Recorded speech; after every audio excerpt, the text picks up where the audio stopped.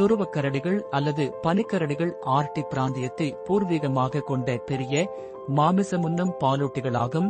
அங்கு அவை குளிர் மற்றும் பனிக்கட்டி சூழலுக்கு நன்கு தங்களை மாற்றிக்கொண்டு உயிர் வாழ்கின்றன. தடிமனான வெள்ளை ரோமங்களுக்கு இவை பெயர் பெற்றவை. இது குளிரில் இருந்து காப்பு மற்றும் உருமறைப்பு போன்ற இரண்டையும் பனிக்கரடிகளுக்கு வழங்குகிறது.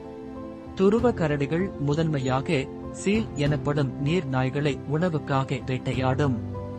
அவைகளால் கடலில் சிறப்பாக நீந்தவும் மற்றும் உணவை தேடி திறந்த நீர் மற்றும் பனிக்கட்டி வழியாக நீண்ட தூரம் பயணிக்கவும் முடியும். இவை உணவுச் சங்கிலியில் உயர்ந்த இடத்தில் உள்ளதால் இவை இறைகவ்வியாக செயற்படுகின்றன. அவை தங்கள் வாழ்விடத்தின் சுற்றுச்சூழல் சமநிலையை பராமரிப்பதில் முக்கிய பங்கு வகிக்கின்றன.